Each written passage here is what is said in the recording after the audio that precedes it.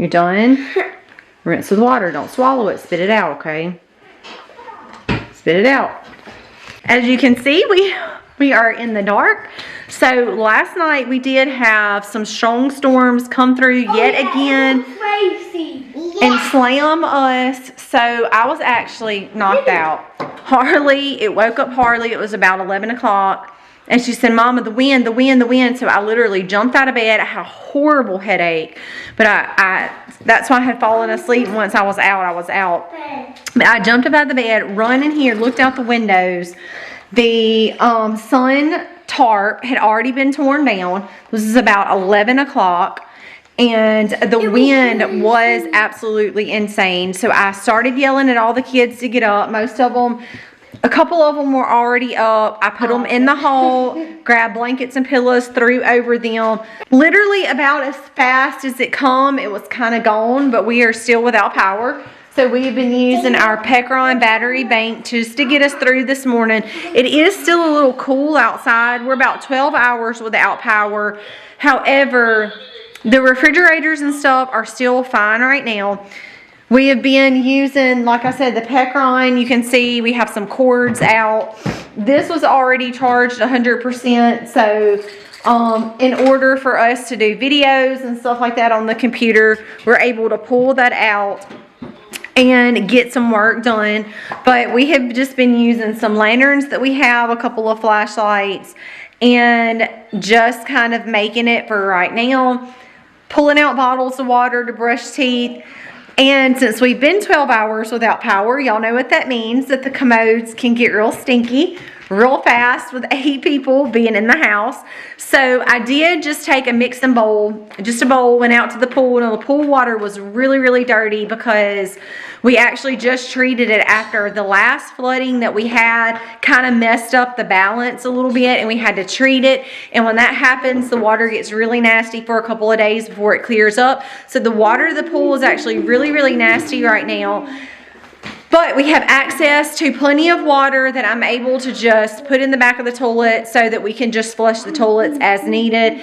And we're hoping that there is a really big tree right out of our driveway and a little down, like just a little piece down, like it's almost, you could say it's a dead end road. There's a big tree that is down on the power line that supplies basically us and one other location. And we're the only ones right now that I know of that don't have power. So we're just trying to patiently wait for someone to come look at that and get that fixed. We are on 12 hours though. We have the fireplace going and we're just making it right now. We had some bottles of water that we have put up, and of course you can see that we have plenty of light just from the sun right now. But hopefully by tonight, the power will be back on. But that's where we're at right now. We did get a lot of strong winds. It came really fast and it left really fast. But it was scary enough for me to grab the kids, throw in the hall, and put blankets and pillows over them. I almost grabbed the camera, but I was more concerned about the kids' safety and getting them to a safe location. But I am very thankful. It could have been so much worse. We had no damage as far as to our house, to the fences that we've seen yet, or any of the animals that we have found this morning. Just the one big tree that was right on the line, and a couple of things tear up. Like I said, the sunroof, all the trash cans blew over, the basketball goal blew over, things like that, but nothing major. So we are very, very thankful. So you finally got a hold of somebody. Yep, and what we did are they say? Out at least probably for another 24 to 48 hours, at least. And you don't think there's anything we can do, any connections we have? This is why monopolization of energy is wrong, because if they don't want to work, what are you going to do? You depend on them, and if they don't want to put a crew out here, we see the tree, we know the problem, and we can't do nothing about it. We need to. Well, I hope this is not the case. I hope they are very wrong. I did just spark up the fire a little bit more because it is kind of cool outside, but not just terrible. But tonight it probably will be, but y'all just heard.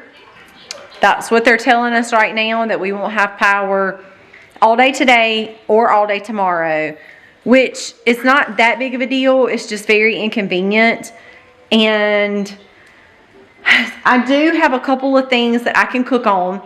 This is one of those times we can kind of show you what we're doing while we're here doing it.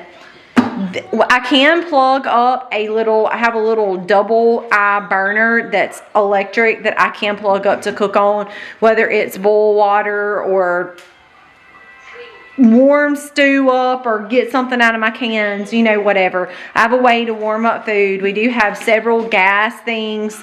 Our grill is one, our stove outside is one, and then we have several gas burners that we can use. Just thinking about food here, I'm hoping that they're very wrong and that they are going to fix it, because it is inconvenient. Can we survive? Absolutely.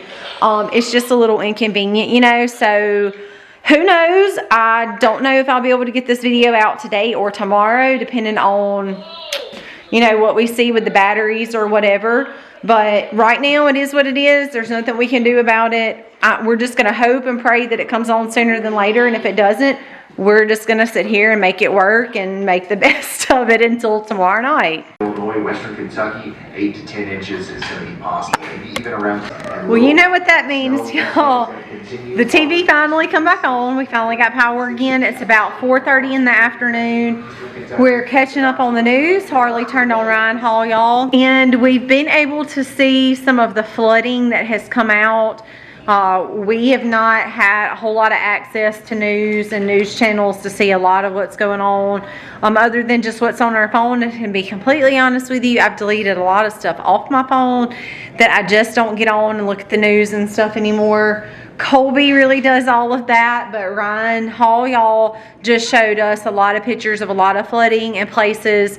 So our hearts go out to the places who have had a lot of damage, homes underwater, businesses underwater.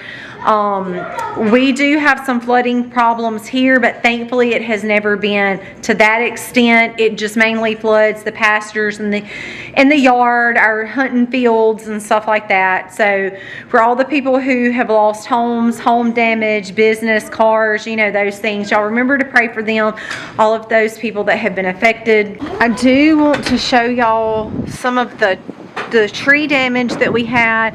Thankfully, hey, let's just go in this, Eliza. Thankfully, it wasn't on anything but a line and not on any buildings or anything like that. But to show y'all some of the wind gusts that we had, hence the reason why I made the kids get in the hall so quickly, is because we heard it. And I'm going to show y'all some of the tree damage that we've had that is literally right behind the back side of our house, some trees that were taken down.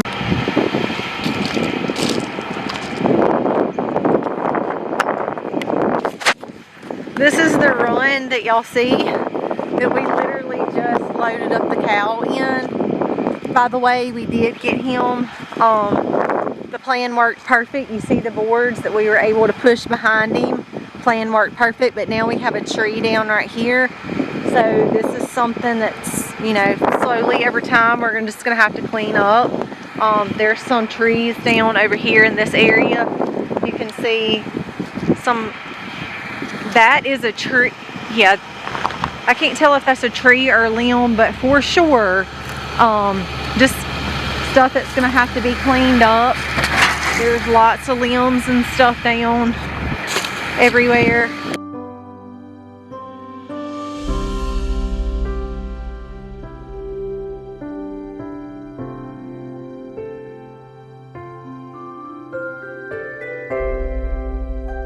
This is on the furthest end of our property that we have, and as you can see, the winds did get pretty messy last night, and it is a big mess. One of the trees, several dead ones down back here, but one of the trees snapped. This is actually what caused the line on this side of the property, was the reason why we didn't have power. And it took them so long because, come to find out, the line that's back there, of course you see how wet it is.